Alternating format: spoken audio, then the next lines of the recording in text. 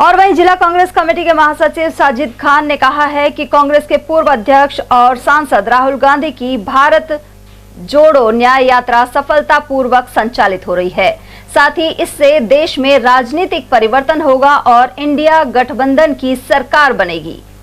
राहुल गांधी का बिल्कुल ही ये पॉलिटिकल और राजनीतिक एजेंडा नहीं है। उनका ये कहना है कि देश में जो ये अन्याय हो रहा है ये रुकना चाहिए, देश के लोगों को न्याय मिलना चाहिए।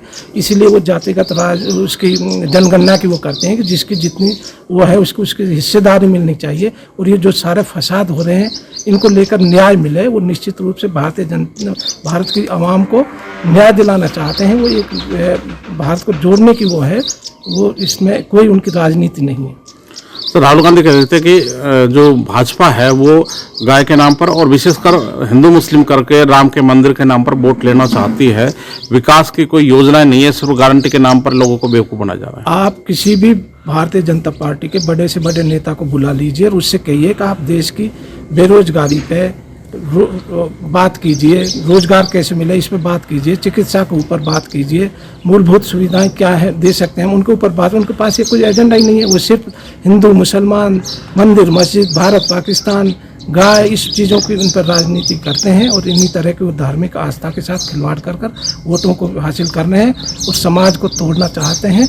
और माननीय राहुल गांधी जी का इसी संदेश को भारत की आवाम को जोड़ने का, समाज को जोड़ने का, यही उनकी यात्रा का उद्देश्य है। भारतीय जनता पार्टी के नेता और विश्व हिंदू परिषद के नेता जिस तरह से भड़काऊ भाषण देते हैं लेकिन उनके खिलाफ कोई कार्रवाई नहीं होती, एक्शन नहीं होता, अब वो लगता है कि इनको खुली छूट दे रखी है इस तरह से सामाजिक स्वार्थ बिगाड़ने का। बिल्कुल इनको खुला संरक्षण है भारतीय जनता पार्टी का, RSS का, कि आप इस तरह की नफरत फैलाइए, समाज को बांटिए।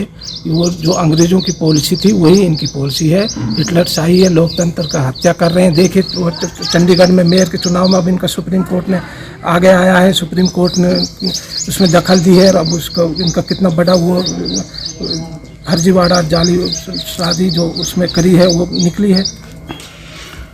जो विपक्षी गठबंधन के दल हैं उनको ED से डराकर भाजपा में शामिल कराया जा रहा है। कांग्रेस के बहुत सारे नेता भी बीजेपी में शामिल हो गए हैं, गठबंधन के घटक दल भी बीजेपी में NDA में शामिल हो रहे हैं।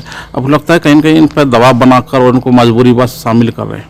देखिए जो सरकारी संसाधन है, जो ED है, CBI है, जो भारत की जो संस्था है, उनका ये दुरुपयोग कराकर उनको विपक्ष को डरा रहे हैं। और जो डर रहे हैं और जिनके कहीं कहीं को जो चोर हैं वो छोड़ के जा रहे हैं।